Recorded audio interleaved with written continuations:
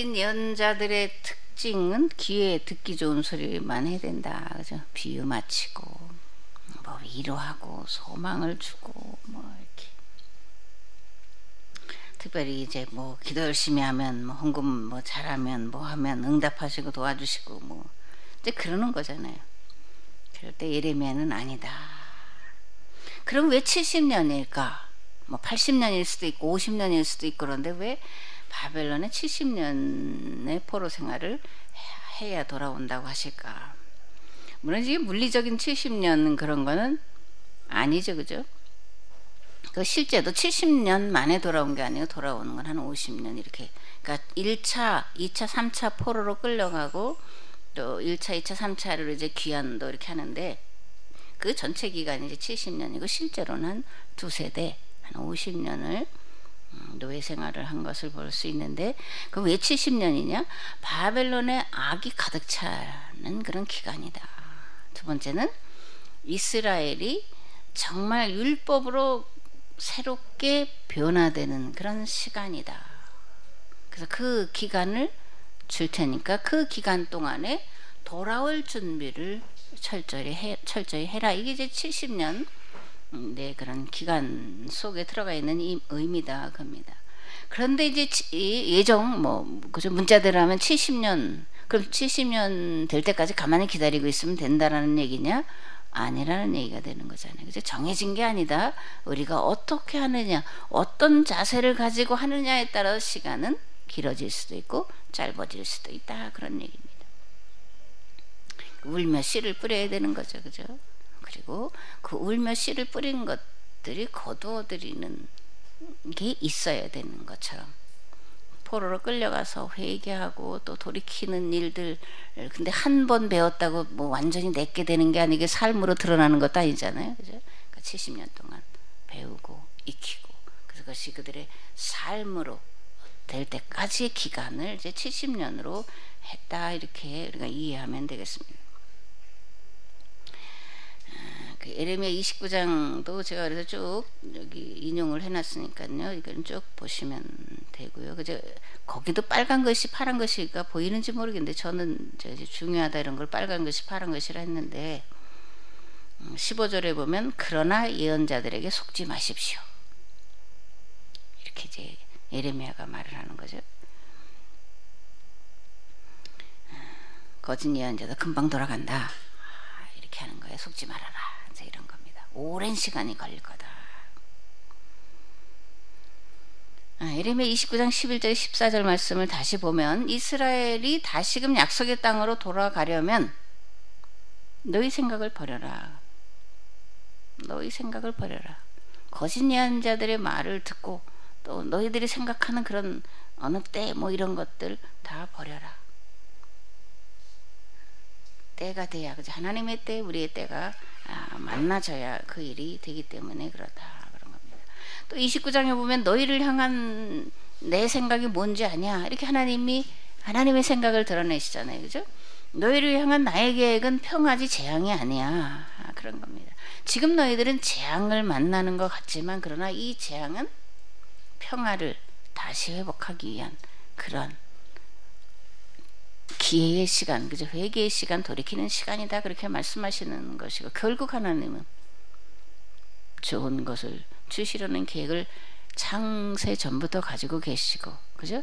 그래서 세상을 창조하시고 인간을 창조하신 것이고, 계속해서 그 하나님이 가장 좋은 것을 주시려고 오랫동안 참고 기다리고 계시고 있다라는 것도 오늘 우리가 알아야 됩니다. 이제 너희가 해야 할 일은 너희의 생각과 계획을 버리고 내게로 돌아와 나의 도움을 호소하는 것이다. 그러면 내가 너희의 간구를 들어주겠다. 온전한 마음으로 나를 찾아라. 그러면 만나주겠다. 그죠? 다시 너희들을 예루살렘으로 내가 데려다 놓겠다. 이렇게 이제 예레미야를 통해서 말씀하시고 있는 것을 볼 수 있습니다.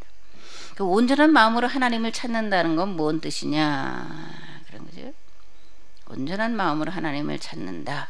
하나님의 말씀을 올바로 깨달아 알려고 하는 절박함과 간절한 마음을 말합니다. 왜냐하면 하나님과 말씀과 역사에 대한 올바른 깨달음이 있어야 올바른 깨달음의 기초의 신앙생활을 할 때 올바른 신앙생활이 되기 때문에 그렇다라는 겁니다.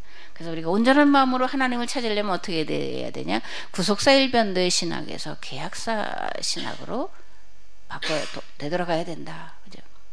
그런 겁니다.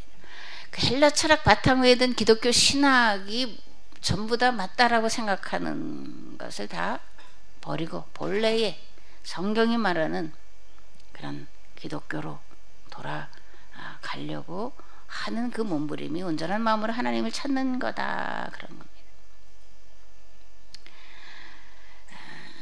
그렇다면 하나님께로 돌아간다라는 것은 무엇을 말하는 거냐? 하나님의 뜻과 계획을 받아들이는 거다. 그런 거죠. 제가 여기에다 썼는지 알았더니 그게 아니고 설교 때 했네. 제가 그 목회 시작하고 거의 5년 단위로 한 3번, 그러니까 15년, 그죠? 15년 이제 반복해서 경험한 게 있어요. 이제 아이들이고 어른들이 얼마쯤 모이더라고요. 한 뭐 몇십 명 모이면 이들을 잘 이렇게 훈련시키고 이렇게 해서 이렇게 하면 이렇게 크겠지. 제가 이제 그런 생각을 한단 말이에요. 그러면 그 다음 주에 가면 어찌 그렇게 안 하고 우리 애들 둘 놓고 해. 원래대로 돌아가요. 제가 그거를 3번 경우 15년이잖아요. 그래서 바닥치기 하고 지금까지 오는 거예요. 그래서 제가 목회 계획을 좀 네, 그렇게 생각하잖아. 그럼 이제 그때는 그게 뭘란 지금 생각 아니지. 이게 지금 똑같은 내 생각을 버려라 그런 거예요. 그리고 저는 우리 양쪽 가문 얘기했잖아요. 특별히 뭐 시아버지 뭐 굵직하고 뭐 시아주버니 또 애들 고모부 뭐 다 아주 부천에서 각 지방에 하나 내놓으라 이렇게 자리 잡고 있는데 우리 형부도 있어. 그러니까 4명이야. 4지방에 하나씩. 그런데 이제 제가 한다 그럴 때 나도 뭐 그 아버지 우리 아버님이 아들 둘인데 뭐 den공 둘인데 큰아들 저렇게 잘 됐는데 뭐 그건 부스러기 없겠어. 사실 그런 생각을 가지고 한 건데 부스러기가 없더라고요. 이게 부스러기가 없어요. 가문 자랑해봤자 내게 안 되면 아무것도 아니야. 말짱 걷어내야 될 쓰레기밖에 안 돼. 그러니까 저는 5년 단위로 정말 5년 단위로 여지없이 아무도 안 와. 그렇게 3번 하고 나니까 이게 회복이 안 된 거예요. 본래부터 그랬냐? 그것도 아니에요. 뭐 50명 몇십 명 있었던 건데 완전히 그래서 정말 저는 목회계 안 해요. 핑계일 수도 있지만 아니 경험을 해봤는데 이건 뭐 어떻게 또 하겠어. 한들 뭐 그러니까 안 합니다. 목회계획 세미나고 목회계획 안 해요. 하여튼 15년 경험으로 그런 겁니다. 내 생각을 버려라. 하나님이 응답하시는 기도는 내 생각, 내 뜻, 내 목적을 가지고 하는 건 하나님 들어주시지 않는다. 그래서 먼저 하나님의 나라와 하나님의 의를 구하라. 그러는 겁니다. 제가 이제 한 분 권사님을 소개를 할게요. 뭐 이름이고 그런 건 아닙니다. 근데 이 권사님 난 어려워. 난 정말 산전수전 공중전 뭐 다 겪었어.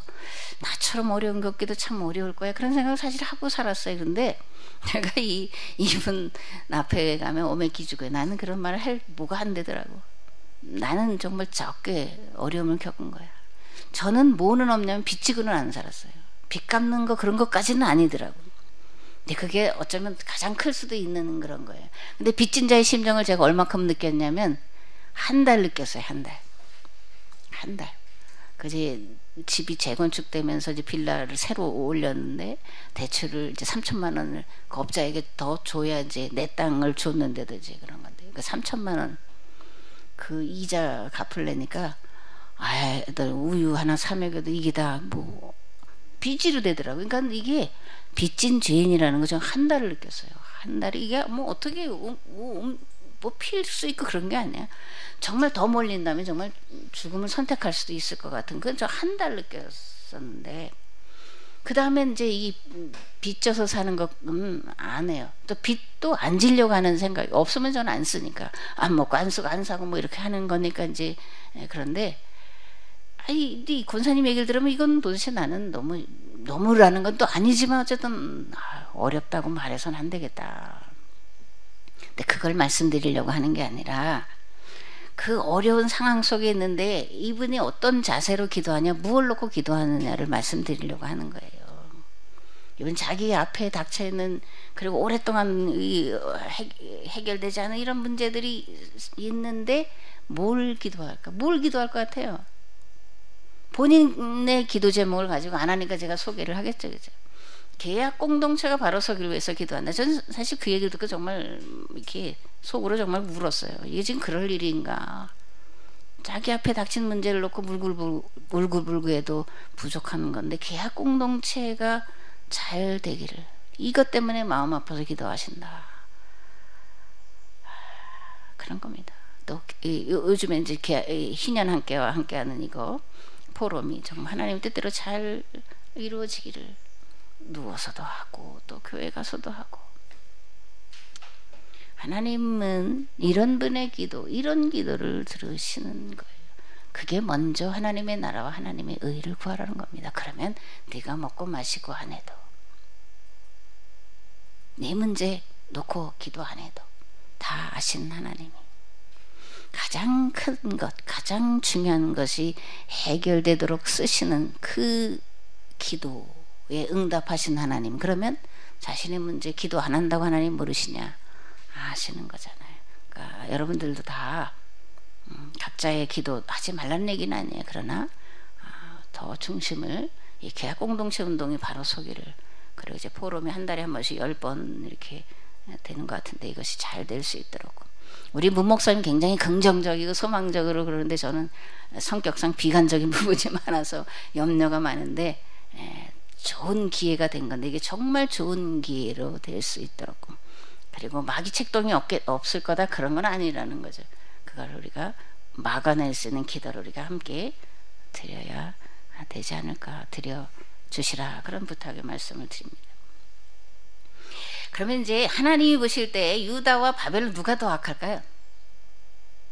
이런 것도 우리가 생각해 볼 수 있잖아요. 하박국이 이제 그런 질문도 하잖아요. 아니 우리는 적은 죄를 졌는데, 우리는 또 하나님은 성이는데 왜 저 악한 뭐 바벨론을 드러나고 우리를 그렇게 하시는 거예요? 이거 너무하지 않나요? 그렇잖아요. 그럼 하나님 보실 때 유다와 바벨론 누가 더 악할까? 누굴 것 같아요, 장로님? 유다. 왜 유다가 더 악할까?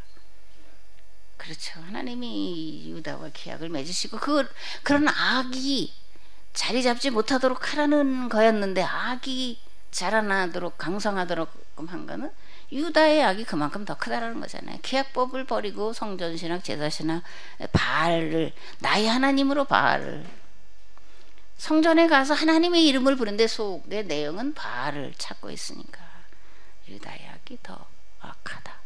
세상 안 믿는 사람이 더 악하냐? 믿는 자가 더 악하냐? 세상 멸망이 안 믿는 사람들 때문에 오는 거냐? 믿는다고 하는 우리 때문에, 나 때문에 오는 거냐? 이런 거예요. 이거 오늘 우리도 똑같이 이런 질문을 던지고 각자가 여러분들이 해답을 찾으시기를 바랍니다. 이스라엘이 바벨론 포로지에서 깨달은 것은 계약법을 지키지 않았기 때문이다 그러는 거잖아요. 다시 말하면 우리가 악해서 그렇다는 거잖아요. 하나님을 섬긴다고 했지만 바알을 섬겼기 때문이라고 하는 거잖아요. 그렇게 철저하게 회개하고 자녀들에게 교육을 시킬 때 정말 이제 뭐 상전벽해라는 말도 쓰고 경천동지 뭐 이런 말도 쓰잖아요. 완전히 뒤집어지는 그런 일이 일어난 게 이제 포로 기간인 것을 우리가 알 수가 있습니다. 하나님의 때가 있어요. 그런데 그 때는 일방적인 때가 아니라 우리가 준비된 때, 그 때가 만나져야지 하나님이 역사를 이루는 건데, 바벨론 포로지 70년은 인간 유대인들이 돌이키고 온전히 서는 그런 준비하는 기간이었고, 그 때가 됐을 때 하나님께서 이스라엘을 돌아오게 하신 거다 그런 겁니다. 그 다음에 여기 이제 다니엘서 1장 15절에 이제 음식교례가 이제 나오는 거잖아요. 왕의 진미를 거부했다. 이거 근데 왕의 진미를 거부했다 이거가 참 쉬운 문제는 아니죠, 그죠? 쉬운 문제가 아니에요. 이거 죽을 각오하지 않으면 될 일이 아닌 거죠. 그리고 나는 뭐 고위직에 올라갈 생각은 아예 포기한다 그럴 때나 이게 가능한 건데, 그런 얘기를 하는 겁니다. 고위직, 출세 뭐 이런 걸 포기했더니, 포기하고 이런 말을 하는 거잖아요. 우리는 채식만 먹겠습니다. 열흘 동안 우리를 시험해 보세요. 그렇게 했더니 이제 허락을 했다라는 거죠. 그래서 열흘 동안 채식만 먹었더니 더 얼굴빛이 좋아졌더라. 그러면 이제 다니엘과 이제 세 친구들이 채식만 먹었는데 혈색이 왜 더 좋아졌냐? 고기 먹으면 혈색이 나빠진다라는 거냐? 그것도 아닐 것 같은데요. 그 고기를 너무 못 먹어서 그런 사람이 고기를 좀 먹으면 혈색이 돌잖아요. 이게 뭔 얘기가? 안 돌아요? 이거 이제 혈색이 도는 거하고는 좀 차이인데, 우리 엄마가 하신 얘기가 정말 뼈에 사무쳐서 그래. 우리 엄마가 뭐 제대로 못 드시고 이제 뭐 어렵게 살았으니까, 저희가 어렵게 살았으니까. 그래서 저희가 큰 집하고 안 가까워요. 재산은 다 거기다 줘가지고 거기는 잘 살고, 문전옥답이 많고, 우리는 뭐 없이 그냥 숟가락 하나 안 줘서 내보냈다니까. 거의 100년 전 그런 얘기니까. 그러니까 이게 눈이 안 보여. 그러니까 시력 이런 게 아니라 눈이 안 보이는 거, 영양이 부족하니까. 그 뭐라고 얘기를 하시냐면, 고기 한 점 먹으면 눈이 나올 텐데. 아, 이거 가슴에 맺혀 있는 얘기예요. 이제 뭐 고기 얘기를 하다 그런 거니까. 왜 혈색이 더 좋아졌을까? 그런 겁니다. 왜 더 좋아졌을까? 고기 먹고 산의 진미를 먹어야 더 좋아질 것 같은데. 하나님의 법이 있잖아요. 하나님의 창조 질서와 법. 본래에 사람을 만드시고 먹거리 주신 게 뭐예요? 채식이잖아요. 채식이죠. 물론 고기도 있지만 그거는 그 뒤에 창세기 얘기로 나오면 이제 죄로 인해서 그것도 먹겠다 그런 얘기인데, 본래 인간은 채식을 위주로 하는, 그리고 과일이라든가 뭐 뿌리 채소라든가 이런 걸 먹어야 건강한 건데, 산의 진미니까 온갖, 근데 뭐 육류가 많이 나왔겠죠, 그죠? 그러니까 그들과 육류를 먹고 산의 진미를 먹은 사람들과 채식만 먹은 자들과 열흘 만에 드러나는데 채식 먹은 자들이 더 혈색이 좋았다, 이제 그런 겁니다. 건강하려면 하나님 법대로 해야 된다 그런 거죠, 그죠? 식생활 개선해야 된다, 운동 해야 된다. 여러분들 열심히 걷기, 최소한의 이제 걷기 운동 열심히 하시길 바랍니다. 율법은 우리가 어떻게 하면 건강하게 살 수 있을까, 그런 거잖아요. 행복하게 살 수 있을까, 건강하게 살 수 있을까, 어울려서 살 수 있을까, 이런 거가 율법인데, 특별히 먹는 거, 본래의 인간에게 주신 하나님의 창조의 법을 따라서 먹으면 건강하다. 요거는 그렇게 이제 분명하게 드러나도록 또 여기 이제 열흘 동안 그런 사건이 있었다, 이제 그러는 겁니다. 그 다음에 1장 17절에서 20절에 보면, 하나님께서 다니엘과 세 친구들에게 남다른 지혜와 지식을 주셨다. 하나님 이들만 특별히 사랑하셔서 지혜와 지식을 주셨을까? 바벨론의 학자들보다 10배에 더한 지혜를 주셨을까? 뭘까? 어떻게 했더니 이들이 이런 다른 내로라 하는 그런 지혜 있는 자들보다 더 지혜가 뛰어난데 10배나 더 뛰어났다. 율법을 부지런히 공부했다. 왜냐하면 율법 속에는 하나님의 창조 질서 법 이런 것들이 들어가 있는 거잖아요. 하나님의 지혜가 사실 농축된 것이 십계명이고 율법이잖아요. 그죠? 예수님 것은 이제 주기도문 속에 다 녹여 놓으신 거잖아요. 그러니까 하나님의 지혜를 배우는데 세상의 인간의 이성만을 가지고 하는 사람들과는 비교가 안 되는 거죠. 그러니까 여러분들이 자녀들에게 부지런히 성경을 가르쳐야 되는 것도 이런 데서도 우리가 찾아볼 수가 있는 겁니다. 그 다음에 이제 다니엘서 1장 18절을 이제 다니엘이 뜻을 정해서 이제 환관장에게 이제 뭐 포도주나 그런 왕의 진미로 우리를 더럽히게 하지 말라, 채식만 줘라, 뭐 이런 건데, 우리의 삶과 신앙의 위기를 당할 때 가장 중요한 게 뭐냐, 이런 겁니다. 가장 중요한 게 뭐냐? 판단력이죠. 판단력, 통찰력, 판단력. 그럼 판단력, 통찰력은 어디서 오냐? 성경 속에서 온다, 역사 속에서 온다, 그런 겁니다. 성경은 위기에 대해 어떻게 대처하는 것이 올바른지를 보여주는 거울인 거죠, 그죠? 그래서 역사를 모르는 민족은 망한다는 얘기도 그렇게 되는 겁니다. 오늘 우리가 역사 해석을 잘못해서 아이들에게 가르치기 때문에 지금 어려운 거다. 사상적으로 대립하고 있고, 그죠? 분열되어 있고 그러는 거다. 그러는 겁니다. 황현필 씨라는 분 여러분들 들어보셨는지 모르겠어요. 인터넷에 요즘에 설민석이가 이제 뭐 설화 때문에 빠지고 이제 황현필 그러잖아요. 황현필이가 한 얘기가 있어요. 이 누구는 이순신이고 윤 누구는 원균이다. 이렇게 그걸 가지고 공무원 역사 공부하는 거기 강사로 하고 있대. 참 우리가 많이 생각을 해봐야 됩니다. 판단력을 우리가 이제 얻어야 되는데 어디서 얻냐? 성경과 역사다. 역사는 하나님의 발자취다. 하나님이 어떻게 역사 속에 인간 속에 들어오셔서 함께 하시느냐를 보는 게 역사라는 겁니다. 그러니까 성경은 하나님의 발자취다. 그 발자취를 돌아볼 때 그러면 그걸 통해서 미래의 일을 우리가 예측을 할 수가 있는 거고, 그죠? 예언도 할 수가 있는 거고 예견도 할 수가 있는 겁니다. 그러니까 어떤 어려운 위기에 처했을 때 이 상황을 어떻게 해결할 거냐, 어떻게 뚫고 나갈 거냐에 대한 판단력이 중요한데 성경과 역사다. 이건 하나님의 그런 지혜와 지식과 하나님의 역사 운행에 대한 방법들이 그 안에 다 들어가 있기 때문에 그렇다 그러는 겁니다. 율법을 이해한다는 것, 만물의 이치와 원리를 터득하는 거다.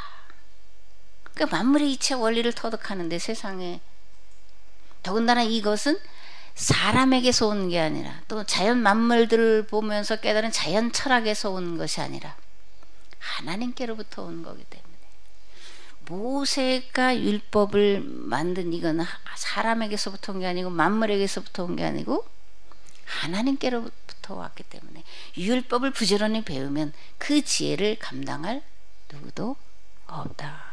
유대인들이 오늘날 세계 속에서 강력한 이런 위력을 발휘하는 건 그런 겁니다. 그러니까 우리가 다시 율법을 재발견해야 된다. 이제 강 목사님 그런 얘기 많이 하셨잖아요. 율법을 재발견해야 돼요. 십계명을 재발견해야 되고 주기도문을 재발견해야 되는 겁니다. 그게 지난번에 문 목사님이 십계명 2주 한 거고 제가 주기도문 2번 한 것 속에 들어가 있어요. 그것들 여러분들 많이 들으시고 좀 퍼날러 보세요. 다른 사람에게 뭐 하지 않으면 아주 가까운 사람들에게 좀 한번 퍼날러서 좀 이렇게 좀 들어보게 좀 하시는 일들을 좀 하셨으면 좋겠다. 제가 그래서 그 주기도문 그거 한 거 여기 들어오신 분만이 아니라 제가 알고 설교 보내는 여기 관계없는 여러 분들에게 또 동기 목회자들에게 이렇게 보냈는데 얼마나 보는지 한 번이건 2번째고요. 그 보내는 노력까지는 제가 이제 하는데 여러분들도 그렇게 하셔서 십계명 그 주기도문 강의한 거 들어보시기 바랍니다. 이거야말로 계약과 영성으로 강 목사님이 해석하신 거니까 하나님의 지혜가 들어가 있고 강 목사님이 하나님의 경험한 것에서 나온 통찰력이 들어가 있으니까 다시 한번 좀 들으신 분들도 또 들어보셨으면 좋겠다 그겁니다. 이렇게 하면 이제 시간이 많이 가니까요. 그래서 이제 제가 붕붕 뜰 텐데 이제 그러기도 해요. 다음 주에 4, 5, 6은 좀 짧더라고요. 분량이. 여기 지금 그런데 그러면 여기 시간이 아직 뭐 여기 이제 이렇게 제가 해놓은 게 있어요. 21세기는 완전히 다른 세상이 온다고 이미 오래전에 말해 왔죠. 그죠? 완전히 다른 삶의 방식이 우리에게 이제 적용이 될 텐데 제가 패러다임 시프트다 이런 말도 하잖아요. 그죠? 전환이 일어날 때 발상의 전환, 생각의 전환, 삶의 태도가 완전히 전환이 돼야 되는데 이런 것을 하려면 성경에 대한 새로운 관점, 새로운 해석이 먼저 나와야 된다라는 거죠. 앞에서도 말씀드렸잖아요. 새로운 시대를 끌어갈 사상이 등장을 해야 돼요. 근데 이 길은 이미 뭐라는 거예요? 우리 앞에 놓여 있고 우리가 길동무와 함께 그 길을 가는 우리도 길동무다 그러는 거잖아요. 이미 우리에게 있다는 겁니다. 이것도 여러분들이 발견을 하셔야 되는 거예요. 그거를 다른 말로 하면 믿어지는 역사가 여러분들 가운데 있어야 돼요. 그러면 여기에 더 많은 관심을 기울이고 이게 재미도 일단 있고 흥미도 있으면서 나를 변화시키는 패러다임 시프트를 이루어가는 그런 얘기의 먹거리라는 겁니다. 이미 우리 앞에 놓이고 이미 우리는 그 길을 가는 동무다 그러는 겁니다. 뭐냐? 계약사로 보는 성경과 역사 이해를 배우는 거죠. 그죠? 계약사로 성경과 역사를 새롭게 해석한 그것이 세상을 바꿀 21세기 패러다임을 바꾸는 거다. 그러는 겁니다. 왜? 새로운 사상이 나와야 되니까. 근데 새로운 게 있냐? 아닌 거죠. 이미 하나님의 지혜가 다 농축되어 있는 역사와 성경, 특별히 율법과 십계명과 예수님이 말씀하신 주기도문 안에 다 들어가 있는 것을 발견하는 거예요. 정말 믿어지는 사건이 일어나도록 하는 거예요. 가정성경 공부입니다. 가정성경 공부. 가정성경 공부. 그리고 우리 역사 속에 내 DNA 속에 나는 모르는데 들어가 있는 내 어떤 행동 속에 생각 속에 들어 박혀 있는 우리의 사상, 가치관, 신간, 홍익인간, 제세이와 인류 공영, 대동사회. 그 다음에 계약공동체가 기도하는 첫 번째 기도 제목, 여러 번 말씀드리잖아요. 2000년 기독교가 세계사 속에 지은 죄를 대속하는 삶, 대속의 기도. 그 다음에 계약공동체가 제시하는 실천사항을 충실하게 행하는 것. 하나님 지극히 작은 자가 한 그 일을 보시고 잘했다, 충성된 종이다, 이렇게 판단하시는 분이시니까 그러는 거예요. 그죠? 하나님은 나의 드러난 어떤 결과물, 뭐가 목사님들은 목회가 어떻게 잘 됐다, 뭘 어떻게 했다, 그런 걸 보고 판단하시는 걸로 생각하지만 착각이다. 그죠? 착각이다. 하나님, 내가 그 일을 할 때 어떤 자세로 하느냐, 어떤 마음을 가지고 하느냐를 보시는 거죠. 그죠? 그런 면에서 제가 다니엘서를 할 수 있는 자격은 사실 없어요. 제 마음속에 아까도 자아 비판적을 했지만 그런 마음이 나도 모르게 생겨서 회개를 하고 계속 말씀드리는 건 참 나는 이런 존재밖에 안 된다 하지, 그런 거를 말씀을 드리는 건데요. 계약 공동체가 제시하는 실천사항을 충실히 봐야 된다. 하나님은 중심을 보신다. 이 성경을 공부하는 일에 또 우리가 목요 월요일 성경 공부하는 일에 어떤 마음, 어떤 자세로, 또 나에게 주어진 직장이나 일터나 가정에서 어떤 자세를 가지고 그 일을 대하느냐, 그걸 보신다라는 거예요. 그게 중심을 보신다라는 겁니다. 중심을 하나님께 속일 수는 없잖아요. 내가 나를 속일 수도 있고 다른 사람에게 내 중심을 속일 수도 있어요. 아니, 제가 이런 말 안 하면 여러분들이 제가 그런 생각하는지 어떻게 알겠어요? 그래서 나는 아는 거잖아요. 그죠? 근데 하나님 아신다라는 겁니다. 그러니까 중심을 하나님 앞에 정말 진솔하게 들어 그분이 보시니까, 그리고 그 일을 위해서 최선을 다할 때 하나님은 그것을 보신다. 5분의 5도 1이다. 2분의 2도 1이다. 1분의 1도 1이다. 1이에요. 하나님 보실 때. 한 문화의 비유예요. 우리는 5개 받아서 5개 남겼으니까 10개야. 2개에서 2개니까 4개야. 그럼 4개가 가진 사람 10개를 가진 거고 그 좌절감 가질 수가 있고 뭐 이럴 수도 있잖아요. 물론 그렇게는 아니죠. 그러면 한 달란트 받은 사람은 그거라고. 저 사람 5개, 저 사람 2개, 그럼 난 하나. 그럼 하나라면 1분의 1도 1이고 5분의 5도 1이고 2분의 2도, 아니 그거는 초등학교 들어가서 분수만 배우면 다 하는 일인데, 하나님은 분수의 하나님이시다. 분수를 아시는 분이시다. 우리도 그래서 분수를 알아야 돼요. 자세를 보신다. 중심을 보신다. 그런 겁니다. 요거 길동무가 이렇게 해놓은 게 있더라고요. 하나님 경험 이후 신학이 쉬워졌다. 철학서들이 쉽게 이해됐다. 모든 분야의 안개가 거치는 것 같았다.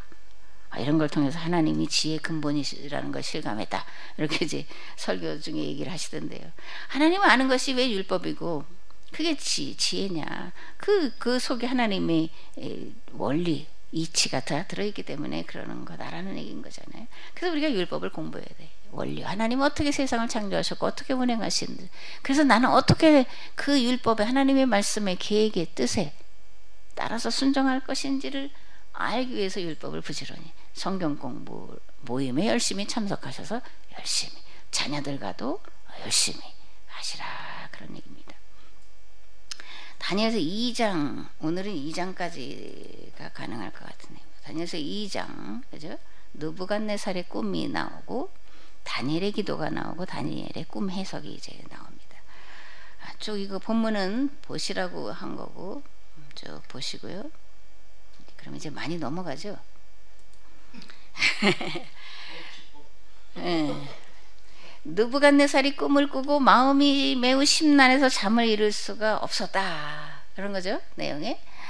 그래가지고 바벨론의 모든 점성술사, 우리가 볼 때 뭐 이게 뭐 점쟁이 뭐 이런 생각을 가질 수가 있지만 점성술사, 특별히 이제 바벨론, 거기는 천문학이 발달한 거예요. 요즘 말하면 천문학자들이잖아요. 뭐 달을 보고 별을 보고 했다는 건 이제 천문을 연구한 자들이니까요, 그죠? 최고의 그 당시 지혜자들이라고요. 이들을 불러서 야, 내가 무슨 꿈을 꿨는지 그 꿈을 또 해몽해봐라. 제가 어젯밤인가 꿈을 꿨는데요. 그 호박을 봤는데 호박이 말씀 안 해야 우리가 맞히죠. 아니 해몽만 그러면 이건 그런데 호박이 큰 거 세 덩어리를 봤어요.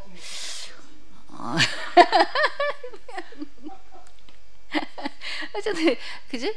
무슨 꿈을 꿨는지를 한번 얘기를 해보라는 거야. 내가 좀 잘못 얘기를 했네. 그지?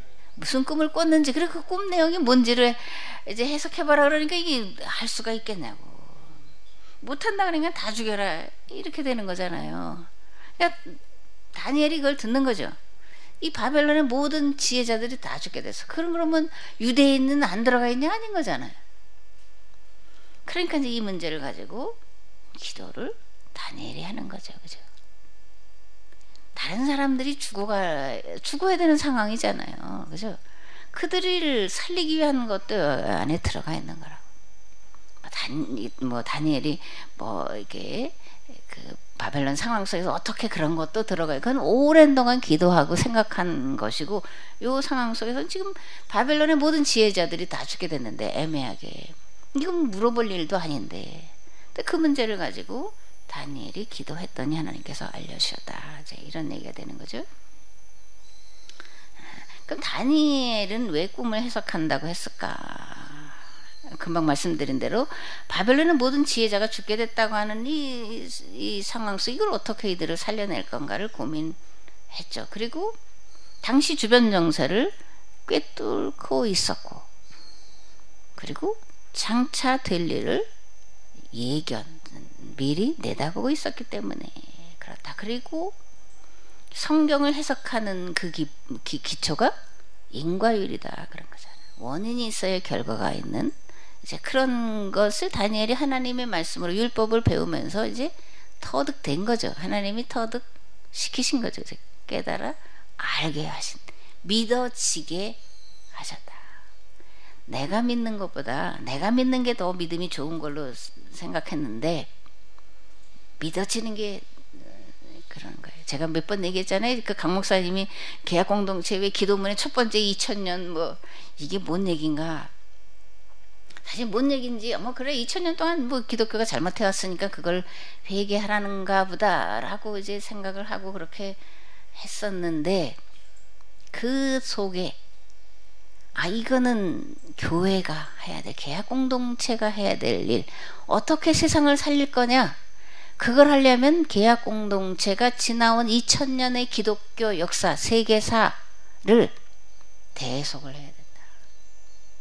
바벨론 포로로 끌려간 자들이 당사자도 있지만 조상들이 지은 왕정기 동안, 그죠? 쭉 천년인가요? 그죠? 천년에 이스라엘이 하나님 신앙이 아닌 바알 신앙과 혼합 신앙과 이런 것들로 온전히 하나님을 섬기지 않고 계약 공동체가 해야 될 주변 나라들을 거룩한 나라로 만들어야 되는데 그걸 만들지 못해 온 죄, 누적되어 있는 죄, 그것을 그들이 대속하는 기간이었다. 오늘 우리가 세상을 살리려면 2000년 기독교 역사 속에 지은 이 정말 그거 어떻게 용서받겠어요? 대속하는 수밖에 없는 거잖아요. 예수님이 이스라엘의 죄를 대속하신 것과 또 우리가 사람에게 지었을지라도 다 용서받을 수 없는 걸 대속을 하셨기 때문에 우리가 용서받는 거고 구원에 대한 소망을 가지고 열망을 가지고 살아가는 거잖아요. 그러니까 2000년 기독교가 지은 죄를 계약 공동체, 교회는 대속을 해야 된다. 교회는 대속공동체다. 아, 이걸 말하시, 뭐 진짜 그런지 잘 모르는데 제가 이렇게 믿어지고 깨달아지는, 아, 이게 교회가 대속공동체라고 하는 거구나를 말씀하신 결론 쭉 해오신 거예요. 결론으로 우리는 알지 못했던 그런 생각까지는 하지 않았잖아요. 그죠? 그런데 그런 것을 말씀하시는 거였구나라고 제가 이해가 되지고 믿으시니까 이제 그 기도를 빠지지 않고 하는데 이제 그런 겁니다. 인과율은 하나님의 창조 질서의 법이에요. 그래서 성경을 해석할 때, 역사를 해석할 때 인과율로, 아니 땡굴뚝에 연기가 나는 게 아니니까, 씨를 안 뿌렸는데 싹이 나고 거두는 게 아니니까 그렇다라는 겁니다. 다니엘이 해석한 인과율은 뭐냐? 약육강식으로 살아가는 제국은 반드시 흥망성쇠를 겪게 된다. 그런 겁니다. 그래서 더불어 함께 살아가지 않으면 역사는 흥망성쇠를 거듭하게 된다. 그러니까 성경을 우리가 배우고, 그죠? 성경 공부를 하고 하는 건 이 흥망성쇠의 역사를 어떻게 끝낼 거냐라는 거예요. 흥하고 망하고 성하고 쇠하고. 제국이 나타나는데 그 제국을 또 망가뜨릴 또 더 큰 제국이 계속 그런 거잖아요. 바벨론, 또 페르시아, 헬라, 로마. 그 흥망성쇠를 거듭 계속 해온 거잖아요. 이게 탐욕 때문에 흥망성쇠가 있는 것이고, 악으로 다스리니까 그 악한 세력을 하나님이 두고 보실 수가 없어 심판하시니까 더 악한 세력을 들어서 그 악을 이제 하나님께서 제거하시는 이런 일들이 계속 일어나는 게 우리가 볼 때 흥망성쇠를 거듭하는 역사인데요. 계약법으로 성경을 본다. 계약 공동체가 제시하는 이 실천 사항들을 우리가 잘 지켜 행한다. 이거는 뭐냐? 흥망성쇠의 역사를 끝내자. 이 땅에 하나님 나라가 임하게 하자. 그런 얘기와 일맥상통하는 거다. 그런 얘기입니다. 그러면 하나님은 왜 다니엘에게 느부갓네살의 꿈을 알려주셨을까? 그죠? 그러니까 일방적으로 하나님 다 알려주셨다. 뭐 그렇게도 해석이 될 수 있지만, 다니엘이 어떤 삶을 살았느냐를 말해주는 것도 된다. 그런 겁니다. 그죠? 하나님 100% 사람 100%라는 거예요. 다니엘이 이 바벨론 포로지에서 어떤 생각을 하고 있었는지, 그 생각이 하나님의 생각과 하나님의 계획과 일치가 되기 때문에 느부갓네살이 꾼 꿈을 알려주셨다. 그런 겁니다. 그렇다면 이제 다니엘이 그 바벨론 포로지에서 어떤 생각을 하고 살았을까? 이게 유다와 바벨론은 비교 대상이 아니에요. 그죠? 유다 사람들은 예루살렘 성전이 굉장히 크고 뭐 이렇게 생각했지만, 가서 마르둑 신전을 보니 이거는 뭐 그런 거예요. 우리나라 뭐 궁궐이 크다 쳐도, 아니 자금성전 안 가봤는데 자금성 가보신 분들, 자금성하고 우리나라 그 성하고 비교가 돼요? 안 된다니, 제비 안 된다니까, 속된 말. 지금 그런 상황이에요. 유다와. 응? 우리는 화장실 수준. 근데 우리나라 화장실이 세계 최고 수준이긴 한데 크기가 뒷간 뭐 이러는 거지. 유다가 바벨론을 당해낼 재간이 없다. 그런 거잖아요. 아니 바벨론을 보니까 도무지 멸망할 것 같지 않다. 근데 문제는 바벨론도 그런데 바벨론이 망하면 그걸로 끝나는 거냐? 또 다른 제국이 들어설 텐데, 인과율로 또 이렇게 내다보는 거잖아요. 바벨론 제국이 영원할 건 아닌데, 그러면 뭐 바벨론 제국이 사라진다고 해서 제국이 다 사라지냐? 그게 아니라는 얘기인 거잖아요. 더 강한 이제 제국이 들어설 텐데 이것을 어떻게 해야 되냐? 이런 생각을 하면서 이 제국주의, 그죠? 약육강식 이런 것들을 어떻게 하면 끝낼 수 있을까를 다니엘이 생각을 하고 있었다라고 우리가 해석을 해야 되지 않을까. 그래서 이제 이 바벨론 포로들이 이 바벨론의 거대한 신전도 그렇고 뭐 성도 그렇고 그런 것들을 보면서 생겨난 게 뭐라는 거예요? 메시아 대망이잖아요. 메시아 대망. 이게 도대체 우리로는 이게 어떻게 할 수가 없다. 뭐 고향으로 돌아간다고 뭐 하지만 그게 실현 가능한 거냐 불가능한 거다. 그럼 이 불가능은 어떻게 가능하게 할 거냐?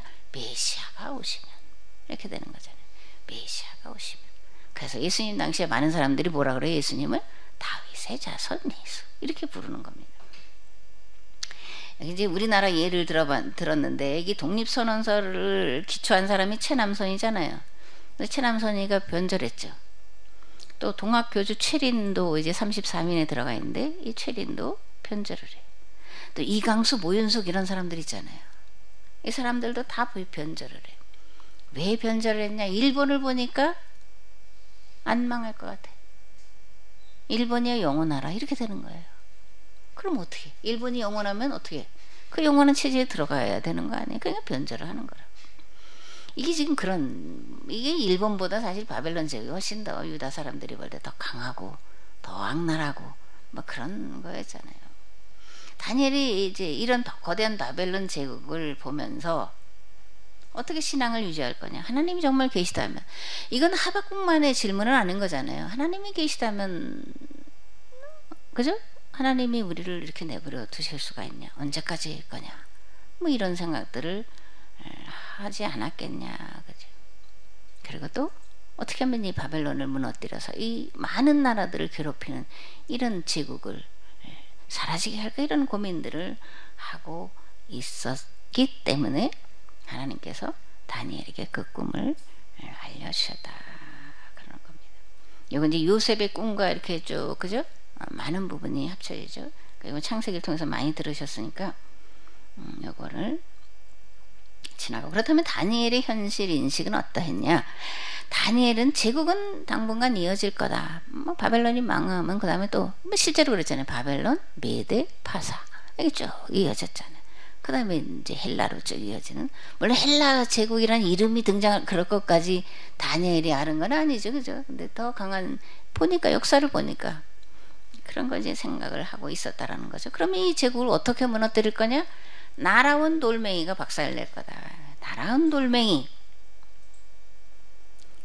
제국이 강해지면 강해질수록 제국은 곧 끝장난다, 이러는 거예요. 왜냐면 제국이 더 강해진다 그러면 그 안에 더 많은 억압, 탄압, 핍박 이런 게 이제 더 악이 쌓여지니까 그러는 겁니다. 제국의 역사는 흥망성쇠의 역사다. 그래서 제일 강한 나라가 됐을 때 그때가 곧 망할 때가 가까웠다라는 것을 깨닫고, 근데 이게 인간의 힘으로는 아닌, 그래서 하나님께로부터 날아온 돌멩이, 그게 제국을 박살낼 거다, 이렇게 이제 말하고 있는 것을 볼 수 있습니다. 날아온 돌멩이, 하나님께로부터 온 건데,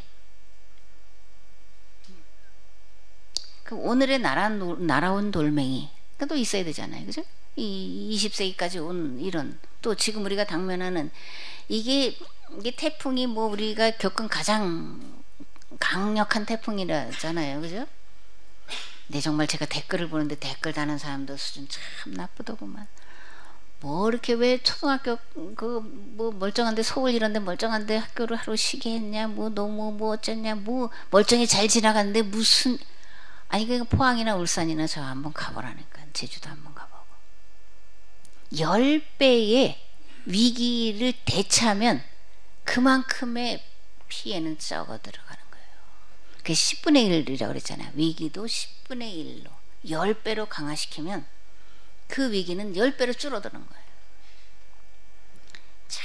참 사람들 수준인지 누가 하는 건지, 그런데 어쨌든 그 날아온 돌멩이, 오늘날의 날아온 돌멩이, 20세기까지 온 이런 인류의 죄악의 역사, 특별히 기독교의 죄악의 역사를 깨트리고, 그리고 이런 인류의 멸종이라든가 이 자연재해로 인해서 모든 만물들이 고통당하는 이것을 한 방에 해결할 날아온 돌멩이 뭐겠냐,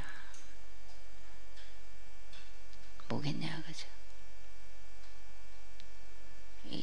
이 로마 제국을 멸망시킨 날아온 돌멩이는 박해했잖아요, 그죠? 순교했잖아요. 오늘 우리에게 날아온 돌멩이는 뭐냐? 이미 우리에게 있는 거다, 그죠? 이미 우리가 배우고 있는 거고 듣고 있는 거다. 영성과 개혁과 영성으로 성경을 해석하고 역사를 해석하고 그것을 가지고 부지런히 공부하고 자녀들에게 가르치고 그거 실천 사항들을 최선을 다해서 지키는 거다. 이게 날아온 돌멩이다. 우리가 날아온 돌멩이가 돼야 되는 거고 그런 과정 중에 있다. 이게 성경 공부 수요일날 하고 또 목요일 월요일 하는 게 그렇게 엄청난 별볼 일 없는 것 같고 작은 것 같지만 하나님이 보내시는 날아온 돌멩이가 되도록끔 우리가 해야 된다라는 거잖아요. 그죠? 하나님이 쓰실 돌멩이가 되도록끔 다시 한번 우리가 이 일에 결단을 또 각오를 새롭게 했으면 좋겠다 그런 생각을 이제 갖습니다. 그러면은 지금 다 그러니까 여기 어디까지 갈까? 아이고, 복음의 역할이 뭐냐 여기까지 하면서 짤막하게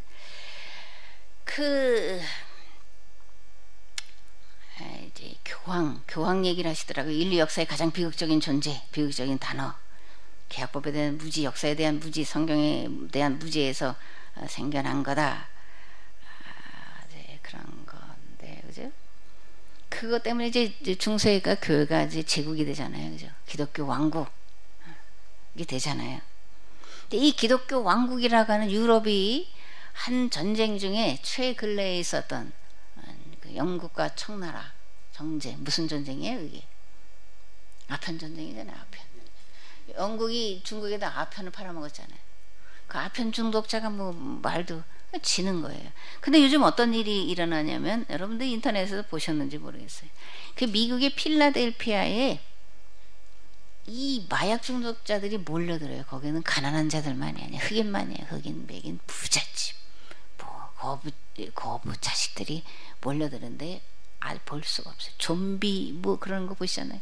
좀비 같아. 길바닥에서 뭐 몸도 똑바로 못 가는 그냥 꼬꾸러지고 퍼지고 자빠지고. 이 필라델피아만이 아니라 미국 전역에 이 마약 중독자들을 양산하는데 그 마약이 뭐냐면 펜타닐이래요. 그래서 미국에 저 지폐 1달러짜리 집었다가 죽고 그러는 거 보잖아. 들으셨잖아. 1달러를 길바닥에 버리는데 그냥 버리는 게 아니라 펜타닐을 묻혀서 버려. 휴지도 그걸 묻혀서 버려요. 무심코 휴지라고 생각해서 들었다가 펜타닐 중독 때문에 그냥 죽는 거예요. 그래서 1년에 7만 1,000명이 죽는데요. 이 펜타닐 중독으로. 근데 이 펜타닐을 누가 어느 나라에서 만들어 파냐? 중국이에요. 이거 역사는 반복되는 거고요. 이거 책임이에요. 미국 사람들 많은 부분 영국 사람들이 갔잖아요. 영국이 기독교 왕국이잖아. 근데 이들이 중국을 자기네 식민지로 만들려고 마약을 갖다 팔았다니까요. 그러니까 이제 중국은 이 기독교 국가들을 대표로 하시는 미국을 이렇게 마약 중독으로 망해가게 만드는 거라고요. 그랬더니 우리 아들이 엄마는 왜 중국 편 드냐 빼라 그래서 설교에도 제가 했다고 뺐는데 그게 아니고 중국이 잘못됐다는 얘기를 하는 게 아니에요. 기독교 세계가 잘못됐다는 걸 말하는 거예요. 인과응보라는 겁니다. 이거야말로 악을 뿌려서 악을 거두는 거예요. 그러니까 이거는 누구가 잘못이 아니라 기독교가 영국 사람이 미국 사람이 잘못했다는 이건 우리가 해결을 해야 되는 문제다 그런 겁니다. 1, 2차 세계대전 유럽에서 일어난 거예요. 유럽이 뭐 기독교 국가잖아요. 공산주의 사상 만들어낸 사람 그죠? 유대인이고 독일에서 만들어서 선포는 중국이 아니 뭐 영국에 가서 해요. 그게 실제로 한 거 성공한 건 어디? 러시아는 정교회 국가예요. 이게 이런 거라니까요. 그러니까 안 믿는 뭐 중국이 그렇게 할 얘기가 아니야. 이거는 기독교가 잘못한 거라니까요. 우리가 악을 뿌려서 악을 거두는 거라니까요. 그러니까 우리가 회개를 해야 돼요.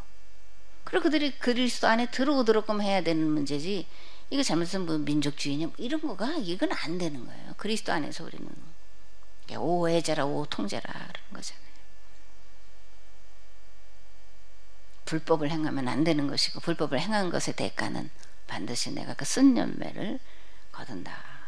요거까지만 하겠습니다. 감리교 얘기를 좀 해봤는데 감독회장님 있어요. 감독회장님. 옥상옥에 감독도 있고 감독회장도 있어. 감독 중에 감독회장을 뽑으면 되는 건데 감독 따로 감독회장 따로야. 근데 감독회장 4년인데요. 감독회장에서 이제 물러나면 품위 유지비로 막대한 돈이 들어간답니다. 집도 새로 차도 새로 이거 4년마다 하나씩 감독회장이 나오는데 몇십 년만 가면 감독회장 이거 뒷바라지 하느냐고?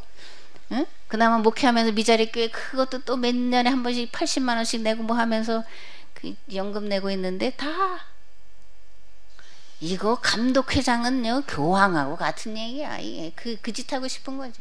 그 제가 하는 얘기 있어요. 감리교회 그 감독회장 만든 신땡땡 죽일 놈이다. 감리교 신학대학교에 3대 적이 있답니다. 신땡땡, 우리 지방에 있었던 김땡땡, 또 누구 있어요. 이 감독회장을 만들어 놓고 아니 봉사하라는 거잖아요. 감독회장쯤 되면 이미 교회 사이즈도 있었기 때문에 감독회장 하는 은퇴한 이후에 그들은 생활 보장이 돼요. 된다고 잘 된다고. 근데 감독회장님까지 하시면서 그 외에 품위 유지도 그래서 집도 뭐도 그게 신땡땡 제 첫 번째 감독회장님이 해놓은 일입니다. 교황처럼 되고 싶어서 이 짓거리들을 하고 있지 않나. 그런데 문제는 나도 그렇게 하고 싶다. 저는 아니지만 어쨌든 나도 그렇게 하고 싶다라는 분들이 4년에 한 번씩 나오는 거라니까. 그렇잖아요, 뭐 목사님. 아니 그 집도 주고 그런 줄 알았으면 생각해볼 겁니다. 그 해보세요 지금부터. 일단 감독부터 돼야 돼. 이제 감리사부터 해야 돼. 감리사부터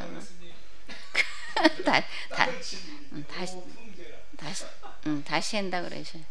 그 시간이 지금 12시 2분이니까 제가 시간을 잘 못 맞추는 사람이에요. 요까지 일단은 35쪽인데 23쪽을 했는데 4주를 할 거니까요. 여기까지만 하고 어쨌든 제가 뭐 이거를 다 머릿속에 꿰서 뭐 또 강 목사님이나 문 목사님처럼 쫙 그러는 건 아니고 저도 일주일 사실 2시에도 자고 3시에도 자고 이거 일주일분은 한 거예요. 자랑이 아니라 실제를.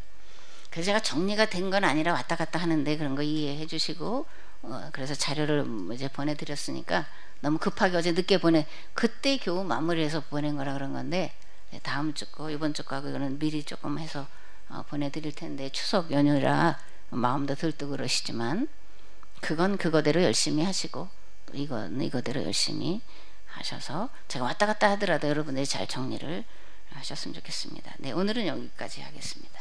아, 감사합니다. 이걸 다 뭐라 그래 녹취도 하시고 이렇게 정리하셔서 강의까지 해주시네요. 우리 연 목사한테 큰 박수. 박수 치면 제가 제안해서 나 잘했 이렇게 되니까 안 돼. 그건 알아서 하시고. 자, 기도하고 마치겠습니다, 목사님. 제가 기도해? 네, 기도하겠습니다. 좋으신 하나님, 우리는 이미 우리 앞에 있고 우리가 해놓은 일에 대해서 때로는 그것이 그렇게 큰 일인가 라는 생각을 가지고 흐트러질 때도 있었고 또 별 의미를 두지 않을 때도 있었고 제대로 해보려고 할 때도 있었고 흐지부지 했던 때도 있었는데 다니엘서를 우리가 다시 이제 강 목사님이 설교하신 것을 다시 정리해서 배우면서 우리의 마음 자세를 새롭게 하는 그런 기회를 삼기를 원합니다. 하나님께서 지혜를 주실 때에 믿게 하실 때 이 말씀이 믿어지고 이해가 되어지는 줄을 믿습니다. 부족한 자가 전하는 것 자격이 없어서 참으로 죄송하고 부끄러운 마음으로 전하는데 그러나 하나님은 그러는 가운데도 듣고자 하는 자들의 중심을 보시고 자세를 보시고 듣게 하시고 깨닫게 하셔서 이 기중은 우리 앞에 놓여 있는 이 정말 무한 책임을 감당할 수 있도록 하나님의 사람으로 날아온 돌멩이로 준비시키시고 훈련시키시고 하나님께서 던지실 그 때가 될 때에 이 계약 공동체를 통해서 세상을 살리는 이 일들을 감당해 내도록 역사하실 줄을 믿습니다. 하나님 또 이제 9월 19일부터 한 달에 한 번씩 강 목사님 포럼을 시작합니다. 하나님께서 함께 하셔서 강 목사님이 계획하고 준비한 것보다 더 놀라운 10배의 폭발적인 역사가 일어나기를 원하는데 거기에는 부정적인 면도 있고 긍정적인 면도 있을 텐데 우리는 하나님 혹시나 이 일에 마귀가 방해하지 않을까 걱정하고 염려하면서 함께 기도하여 하나님의 도우심으로 정말 하나님의 역사가 밝히 보여지도록 기도하는 일에 합력하기를 원합니다. 그럴 때 하나님께서 함께 하셔서 정말 복되고 반드시 있어야 될 그리고 이 때가 하나님의 때라는 것을 우리 모두가 다시 한번 확인할 수 있도록 역사하여 주실 줄을 믿습니다. 한 주일 동안도 지켜주시고 추석 명절 건강하게 안전하게 지켜질 수 있도록 도와주시기를 원하고 다음 주에 만날 때 기쁨과 감사로 만날 수 있도록 은혜로 함께하여 주옵소서. 감사드리며 우리 주님 예수 그리스도의 이름으로 기도드렸습니다. 아멘. 수고했습니다.